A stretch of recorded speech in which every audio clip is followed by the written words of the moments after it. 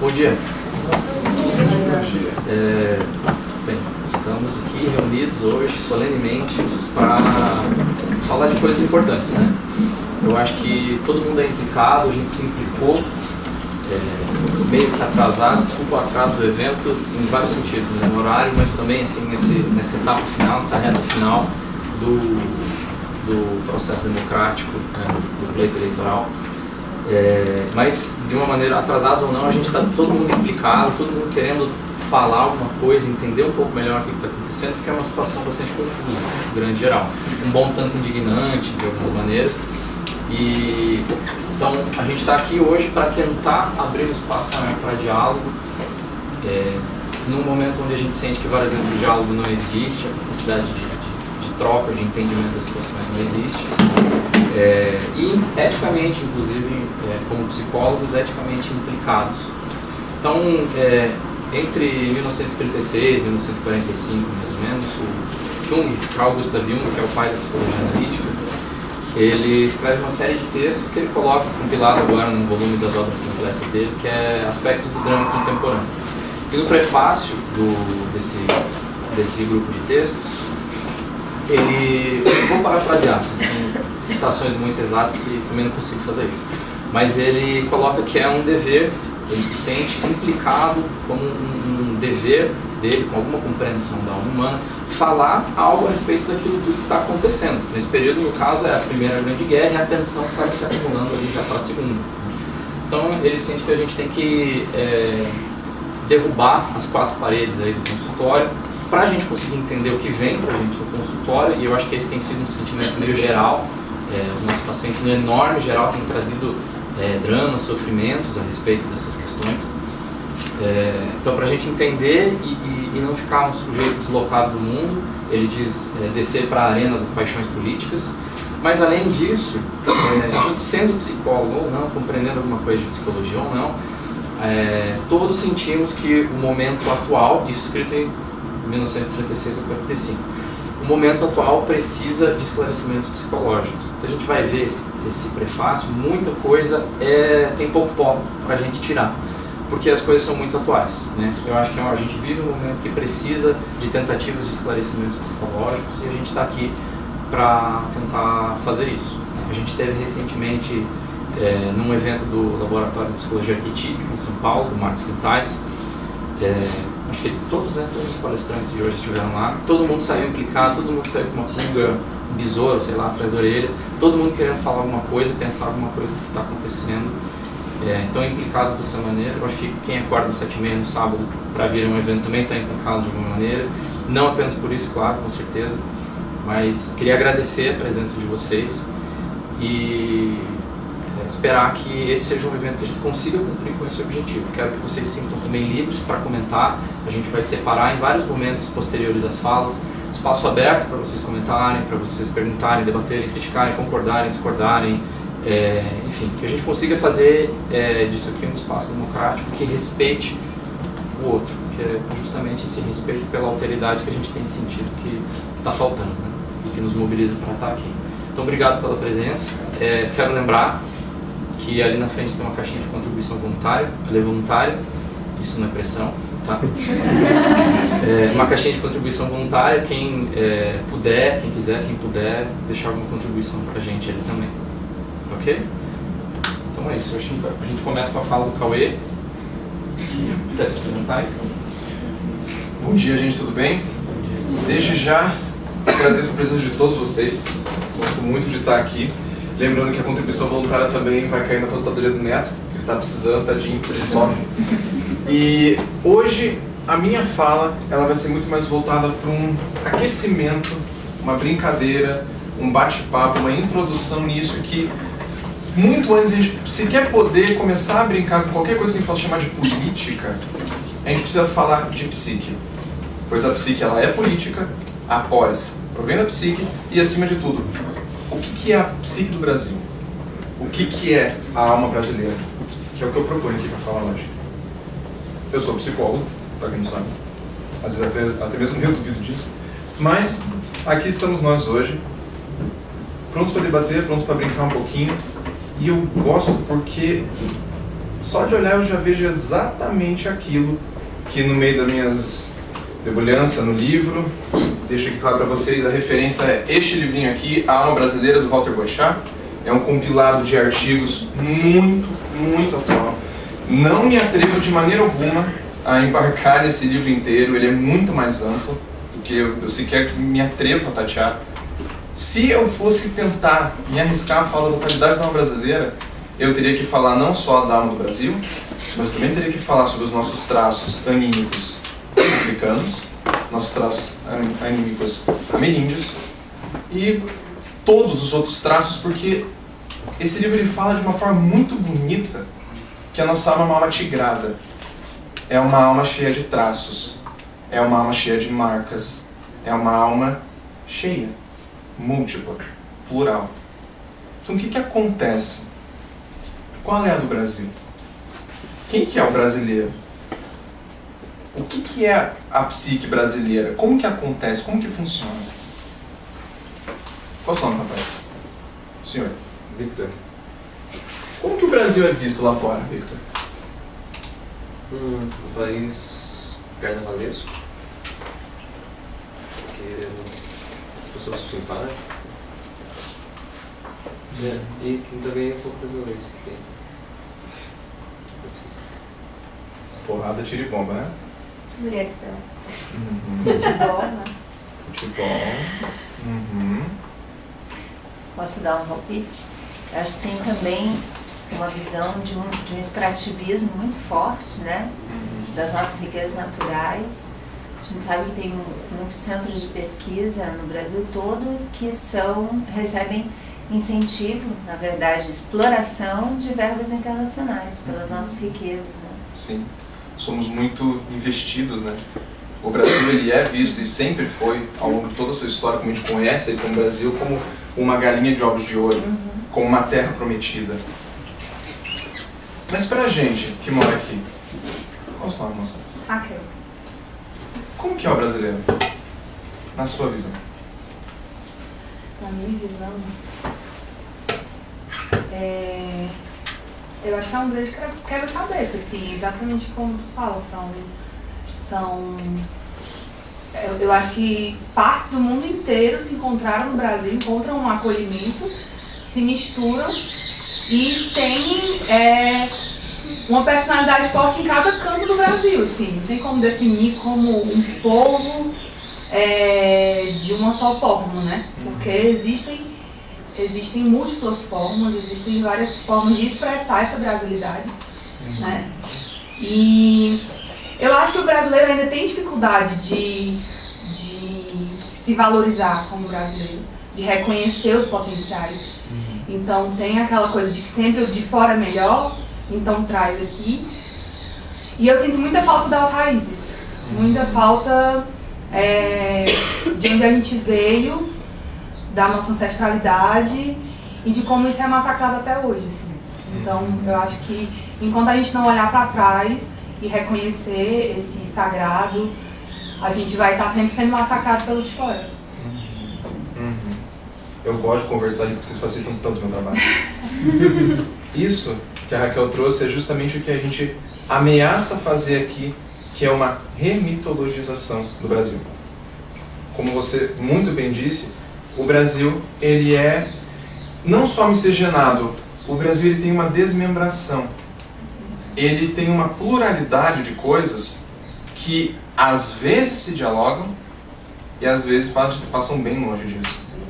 E deixa uma coisa, um parênteses aqui já desde cara. O Brasil não é estranho à violência, gente. Não é hoje. Não é nessa década, não é na virada do século que o Brasil começou a ser violento. Desde lá de trás da Terra Brasília e desde tudo que vem acontecido, que só depois de 85 que, uma aspas bem grande aqui, tranquilizou, até ali eram revoluções e revoltas e guerras civis uma atrás da outra. Então o brasileiro não é estranho à guerra, o brasileiro não é estranho à violência, à agressividade, à imposição. Eu me lembro de uma entrevista que um ator famoso chamado Jack Black, não sei se vocês conhecem, Ele é um ator, comediante, músico, etc. E ele veio aqui no Brasil premiar um filme que ele estava prestigiando. E ele foi entrevistado pelo Rafinha Bastos, aquele comediante. E o Rafinha perguntou: Jack, qual é a tua impressão do Brasil? O que você vê no Brasil? E ele respondeu assim: cara, o Brasil é muito estranho. O Brasil é esquisito. O Brasil é uma coisa bizarra. Vocês são um país gigantesco, num continente, né, aqui na América do Sul, que só fala espanhol e vocês falam português. Vocês parecem uma coisa à parte. Vocês são excêntricos. Grave essa palavra, excêntrico.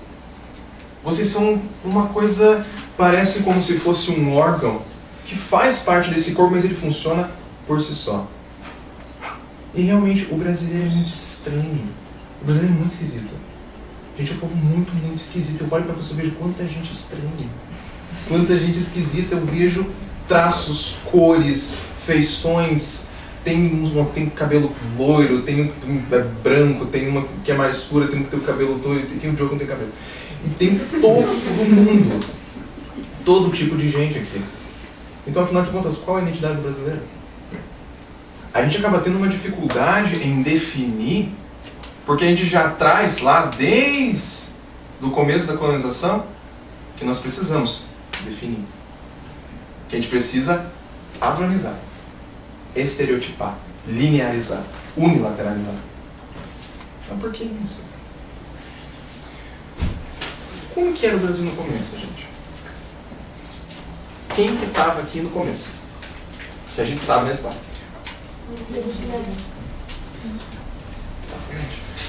Que eram aqueles que, na visão do europeu colonizador, é o índio.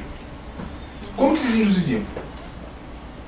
Pelados, pessoas de pele escura, marrom, pintados, em comunidade, uma relação tribal e, acima de tudo, em uma íntima sincronia com a natureza. Dependiam, viviam e se nutriam da terra. Uma terra que sempre foi e continua sendo um fardo. Isso é inegável. Tanto que as descrições da vida ameríndia aqui pelos estrangeiros sempre foi o Éden, o paraíso, uma vida completamente feminina, onde existia uma grande sensibilidade para com seu povo e para com sua terra, maternal, pois tudo saía ou das árvores ou do chão. Nutridos constantemente, uma grande abundância, uma grande fertilidade, riquezas. Isso estabelece o que a gente pode chamar de um dos primeiros ou um dos mitologemas primordiais. Mitologema é um conjunto de mitos arcaicos que acaba se fazendo como realidade na nossa psique. Mitologema do ouro. Mito do ouro. Da riqueza. Já vou dar uma sequência nisso. Porque enquanto os índios viviam nisso, aqueles que vieram de fora, eles trouxeram um outro mitologema que também se fez presente e se faz até hoje. Que é aquilo que a gente chama de mito de Prometeu. Qual que era a intenção dos europeus quando eles vieram para cá? Além de chafurdar no ouro, além de ficar levando um monte de coisa e, bom, transar com as índias. O Brasil se tornou uma terra prometida para muita gente, para muitos povos, de tudo quanto é canto do mundo. O Brasil ele tem muito esse contorno arquetípico de um Eldorado. E principalmente o homem europeu, o homem branco, trouxe para cá esse mito de Prometeu que é da ordem e do progresso. Porque eles saíam fugidos, quebrados, e eles precisavam construir. Eles precisavam se restabelecer em todos os sentidos, financeiramente também com certeza. E eles traziam uma série de outros traços culturais que não tinham nada a ver com os índios. Eles eram patriarcais. Eles eram masculinos. Eles eram empresariais, eles eram cientificistas. Daí vem essa nossa necessidade de classificatórias, de preenchimento de requisitos, de estereotipações e padronizações. E isso vai de encontro com esse aspecto tão maternal, tão feminino, tão sensível que era o aspecto do índio. Junto do homem branco veio o negro, o africano. Como que eles vieram? O que eles trouxeram com eles naqueles navios negreiros? Eles vieram de várias partes da África, alguns eram príncipes, princesas, nem todos eram pobres. E cada povo veio falando uma língua, acreditando em algo, em deuses, orixás e... Enfim, todos foram jogados dentro de um navio e trazidos como bichos para cá. Como bichos. Exatamente.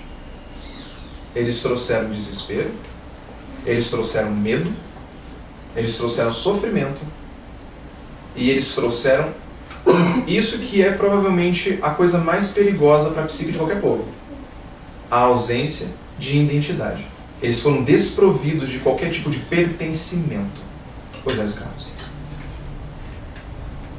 Junta o africano, esse povo de pele escura, com o europeu, povo de pele clara, com o índio, que não é nem tão escuro nem tão claro, misturou isso tudo.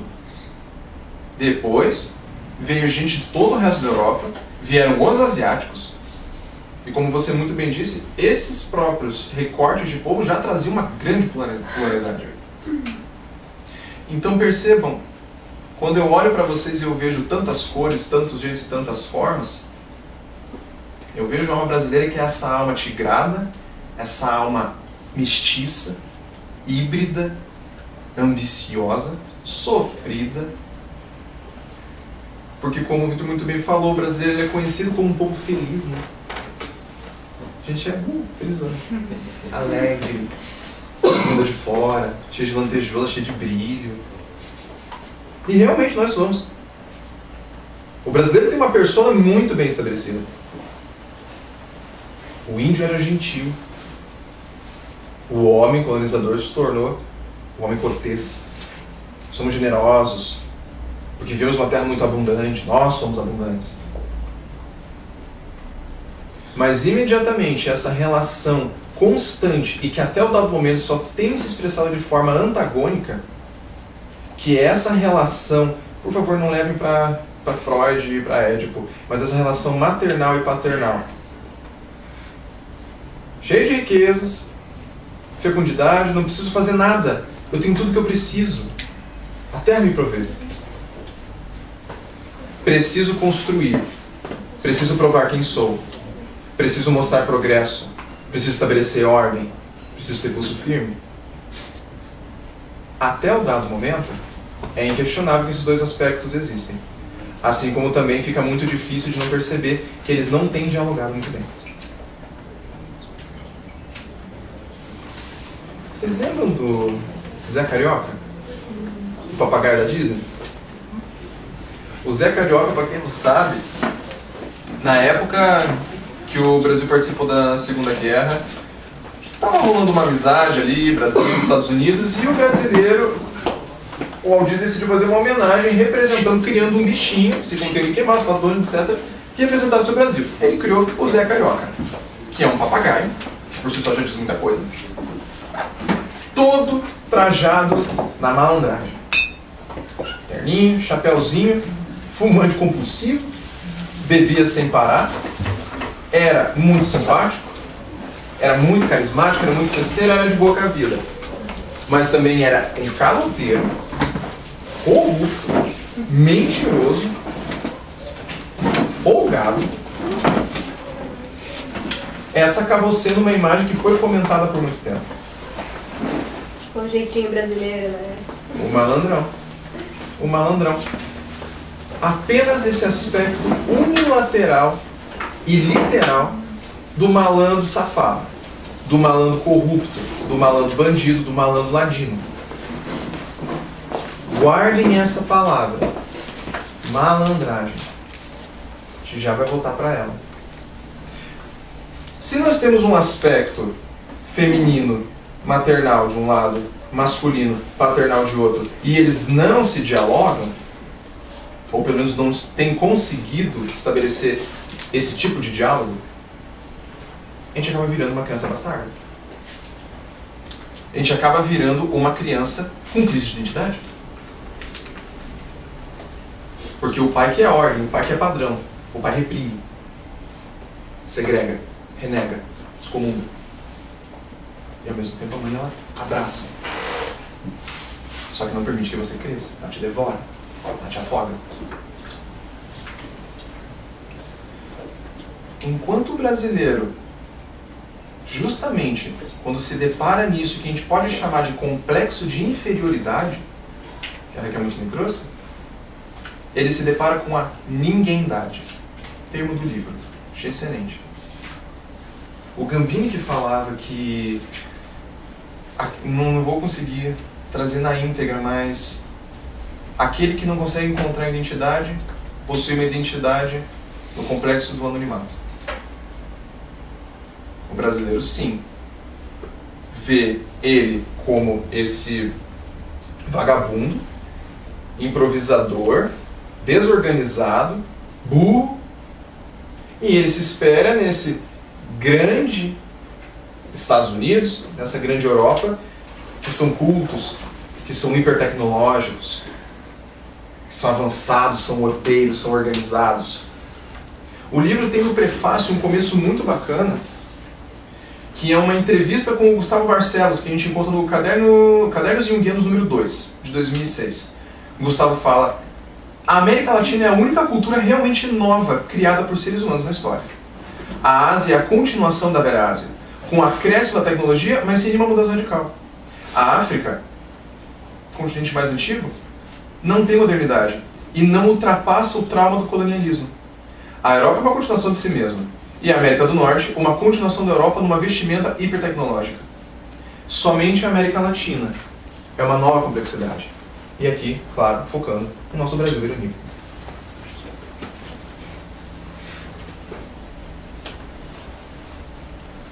Até aqui tudo bem, gente?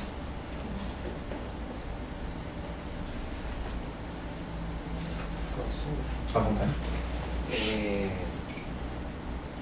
Já há um bom tempo, assim, por exemplo, no campo da cultura, da arte, essas discussões, essas proposições, elas são muito fortes, né?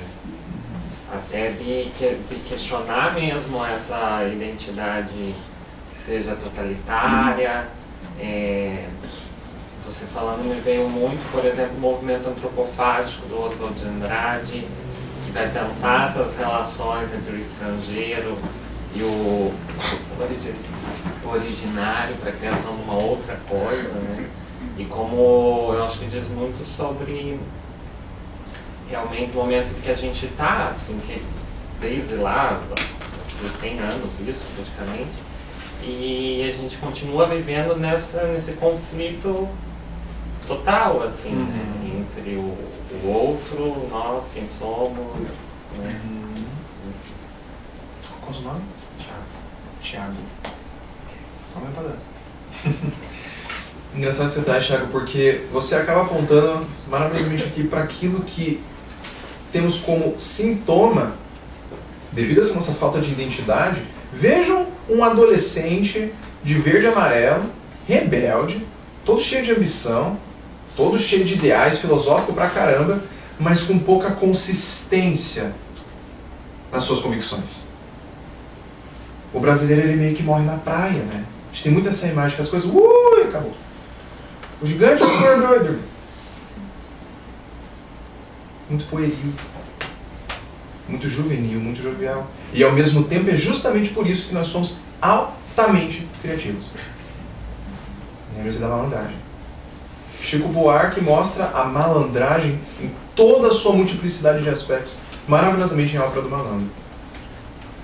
Agora, o que você traz, a gente encontra como sintoma na nossa sociedade esses nossos aspectos de que nós precisamos nos debruçar nos prazeres dessa grande terra, em busca dessa mãe que nutre, e os prazeres da carne, da mesma maneira que os europeus se debruçaram com as índias e com as negras, tudo que é tipo.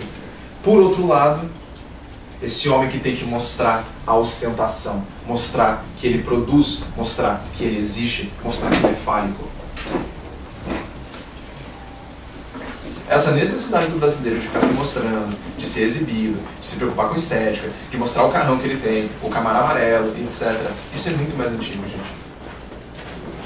São memórias arcaicas dos nossos mitologemas, que fazem parte do fundamento da nossa psique. Como é que a gente resolve isso? Com a nossa malandragem. Porque o malandro, o jeitinho brasileiro, essa nossa flexibilidade, aponta para um aspecto, com certeza tricksteriano, mas acima de tudo, altamente criativo. Não só o malandro que assalta, o malandro que bate carteira, o malandro que fica ali fumando charuto, bebendo o dia inteiro, igual o Zé Carioca, que ele entra com o Pato Donald num restaurante, bastante chiquérrimo da Lapa.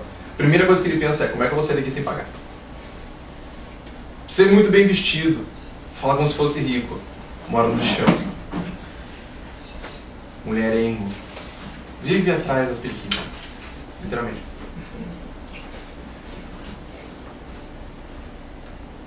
Mas tem uma história de outro Zé que fala muito da gente.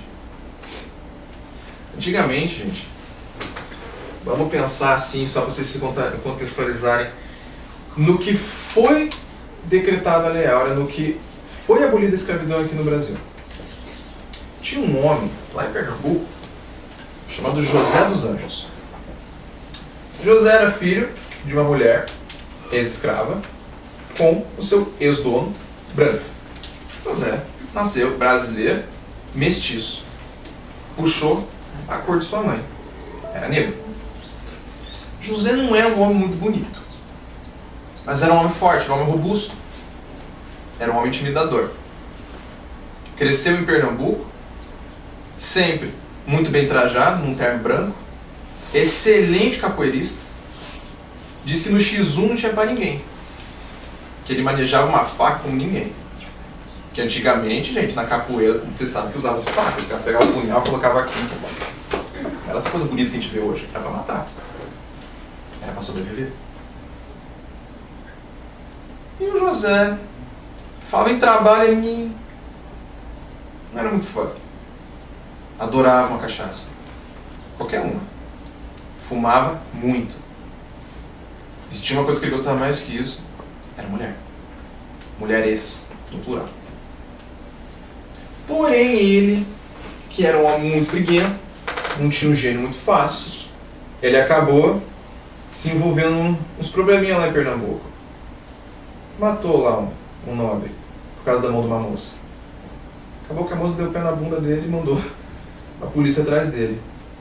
Ele virou e disse, quer saber, eu vou ficar o vazar, essa cidade não tem mais nada pra mim. Eu vou pro Rio de Janeiro. E lá estava José dos Anjos, morando na Lapa do Rio de Janeiro, fazendo o que ele sempre fez de melhor. Nada. O José, ele começou a se sustentar como? As meninas dele. Sempre teve muitas mulheres. Elas suavam, faziam o trabalho delas e davam um troco para ele, que protegia elas. Brigou muito por elas. Foi se passando o tempo, José conseguiu juntar um dinheiro, ele abriu uma casa. Alguns dizem que essa casa era um bordel, outros dizem que essa casa era uma casa de jogos, outros dizem que era um bar. Eu acho que é os três. E lá, o José, ele continuou bebendo, fumando, dançando, sambando, brigando, vivendo a vida dele, sem nunca sequer pensar em trabalhar. José, no meio de suas brigas, acabou por levar um punhalado nas costas e morreu. Uma facada?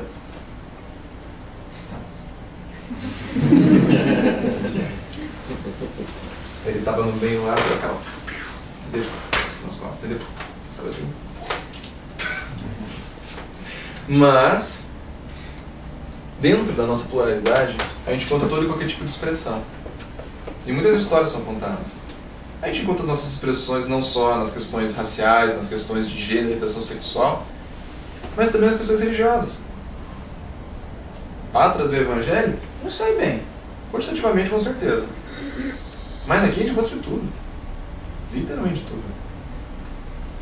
E diz a história que depois que o José dos Anjos morreu, lá no pós-vida, ele se deparou com Santa Bárbara, que era uma santa que ele rezava todo dia. Santa Bárbara virou e disse para ele: ô rapaz, você fez muita merda, né? Fiz, moça.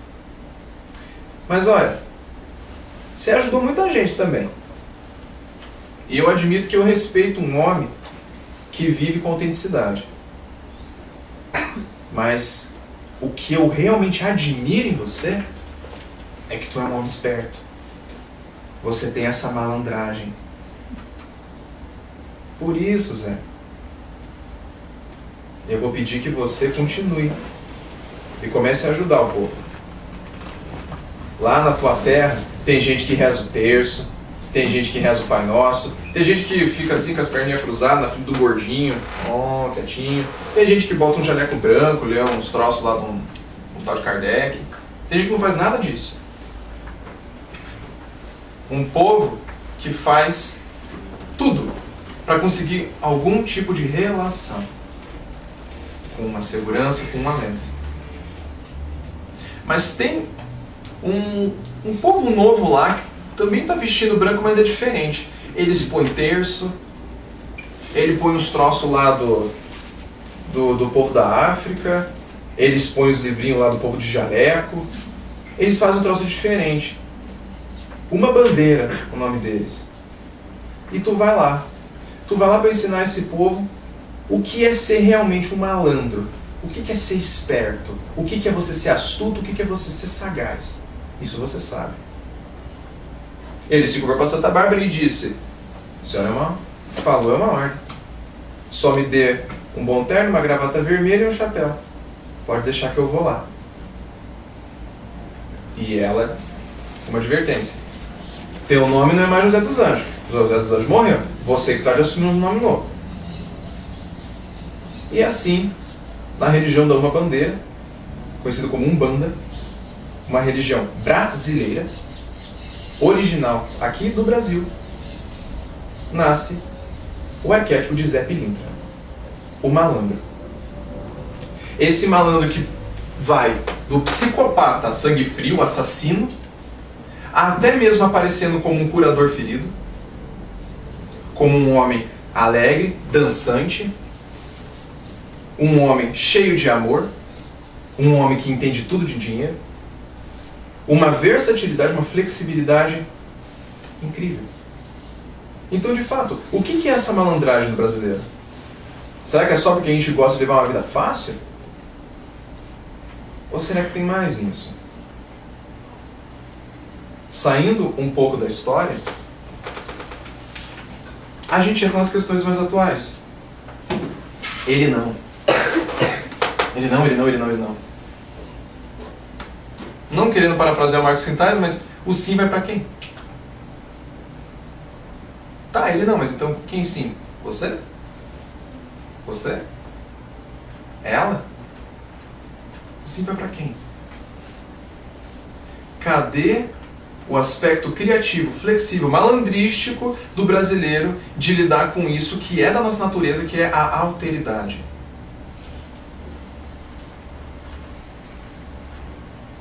Enquanto a gente fica nessa constante imposição de o outro precisa ser o mesmo do eu.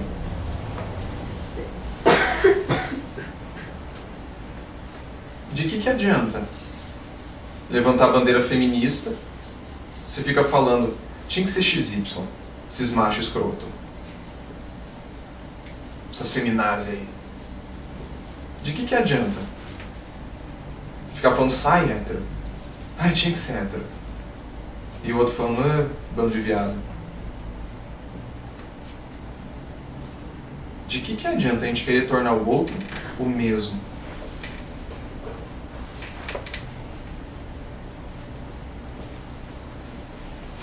Ele não. Você também não. Você não. Ela não. Eu definitivamente não. Eles. Sim. Elas. Sim. Nós. Sim. Somente quando o brasileiro conseguir encontrar a sua identidade, e isso depende única e exclusivamente de cada um, como Jung muito bem disse, uma mudança coletiva a parte de uma autoridade de massa. Não é a nossa ausência do mito do herói que vai salvar. Inclusive é por isso que a gente busca herói, tá, gente? A gente não tem referência. O mito do herói falhou aqui. Os nossos heróis são mal vistos. Os nossos heróis são Macunaíma.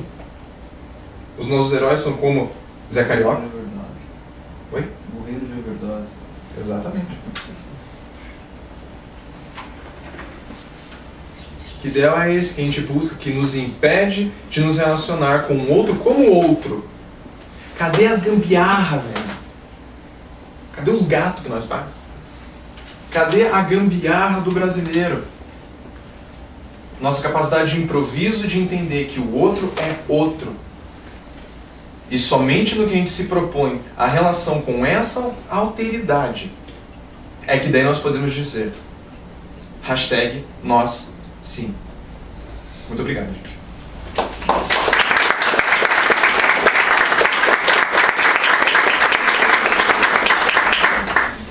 Gente, o espaço está aberto agora para perguntas, manifestações, obviamente geral aí. Quem quiser falar alguma coisa, fiquem à vontade. Se o Cauê quiser puxar alguma coisa. 10 minutinhos. Daí a gente já vai para a próxima. À vontade. Tocou num ponto que eu acho que é bastante polêmico. Quando você falou das feministas falando, acho escroto, isso aqui é esses discursos. Você saber como que você vê, por exemplo, se dá para a gente ver isso de maneira simétrica, ou não dá para a gente pensar isso como um movimento realmente de... Para a gente atingir uma alteridade, a gente vai ter que reconhecer realmente o outro radical, né? A diferença. E se a gente não está num momento de definir as diferenças, estabelecer quais elas são, para que em algum momento a gente consiga pensar em alteridade em nós, sim. Porque se não houver uma feminista falando você é um macho escroto, a gente não vai chegar numa alteridade. Assim, é uma alteridade, sabe? E o quanto é criativo esse movimento de empoderamento minoritário, pegando as mulheres mesmo, que eu acho que são as mais fodas nesse aspecto, assim. Por exemplo, a gente teve a Marcha das Vadias, né? Então é a apropriação de um elemento de submissão e de violência para um novo tipo de empoderamento, uma ressignificação. Isso eu vejo como uma criatividade muito grande, né? Os LGBTs também fazem isso e tal. Então é um pouco nessa... A minha visão vem um pouco nessa perspectiva. Eu queria saber como você vê isso. A violência, ela é sim simétrica, mas no momento que a gente começa a falar de todo tipo de coisa coletiva, o Jung ele tateia isso muito bem no livro 10/1, Presente e Futuro. Que se você tira todo tipo de média de uma coletividade, você vai conseguir um fator estatístico X, que é uma média, mas que na prática, e na prática entre as questões individuais e subjetivas, cada um vivencia isso de um jeito. Cada um tem seu peso, cada um tem a sua medida. Com certeza é necessário uma imposição, uma voz que gere o conflito, porque como o próprio Jung fala, não existe mudança sem conflito. Toda a nossa história é decorrida de muita violência, e a nossa cortesia e generosidade serve muito para dar aquela apaziguada nesse povo que é um povo violento, é um povo agressivo. Mas é no momento em que cada indivíduo subjetivo entende que sim, dor todo mundo sente, todo mundo sofre de um jeito específico, e com certeza tem aqueles que chegam no hospital, tem um que está tendo um ataque cardíaco, está tendo um infarto, e tem um que está com dor de garganta. O que é prioridade? Eu tenho infarto. Tem aqueles que estão à margem. Tem aqueles que exprimem perfeitamente o que nós brasileiros somos. excêntricos, externos ao centro. O conflito é preciso, mas aonde está a parte subjetiva e pessoal de cada um nisso? Onde está o Bolsonaro em cada um de nós? Onde está o machismo em cada um de nós? Onde está o racismo em cada um de nós? Apenas através desse senso crítico, que também é uma malandragem, também é você ser criativo com a sua própria psique. Isso faz parte de uma individuação. É você se separar dessa massa, relacionando-se constantemente com ela, não se alienando, não se excluindo, mas entender que você é um no meio de um todo, e um todo por si só também. Tem um exemplo que eu assisti esses tempos num jornal, acho que foi no jornal, interessantíssimo em relação a essa questão do quanto a gente é capaz de compreender a realidade do outro, que é uma outra nação dentro da nossa nação, que é uma questão indígena, né? Então, é um órgão de pesquisa sobre natalidade infantil, mortalidade infantil, no caso, colocaram o Acre como o estado de maior mortalidade infantil. E aí alguns antropólogos foram pesquisar o porquê desse índice, e a questão é que eles estavam contando como natimortos alguns bebês que eram abortados nas tribos.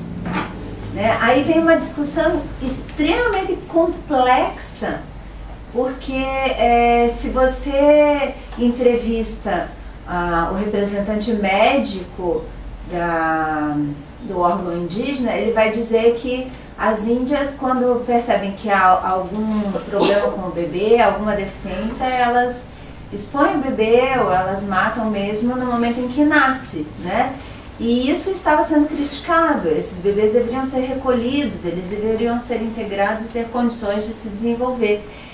E aí, quando você vai entrevistar a Índia, ela vira e fala assim: na nossa nação, né, entre nós, inclusive que há até uma menor identidade individual e uma maior identidade coletiva, ela falou assim: esse bebê, ele não tem condições de sobrevivência.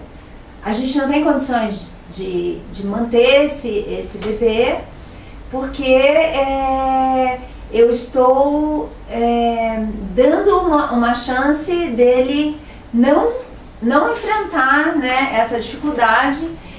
E quando ela diz, assim, eu não consigo repetir exatamente as palavras, mas ela deixa muito claro que é um ato de amor. Entende? Então, ela não ter esse bebê é um ato de amor. E aí há uma questão muito mais complexa, entende? Porque você está impondo que a regra do branco, né, de que esse bebê deve ter condições de sobrevivência, está pedindo para ela trazer o bebê, que a primeira mamada do bebê, aí ele faz parte do grupo. Então, muitas vezes elas trazem o bebê e dão na mão do representante e dizem: bom, então eu resolvo o que você vai fazer, porque eu não posso amamentar. Porque se eu amamentá-lo, ele ingressa no meu grupo. E o rapaz fica com o bebê assim, tipo, e agora, né? Eu vou levar para o Hospital do Branco, esse bebê vai ser levado para uma casa de adoção, ele vai voltar para a tribo.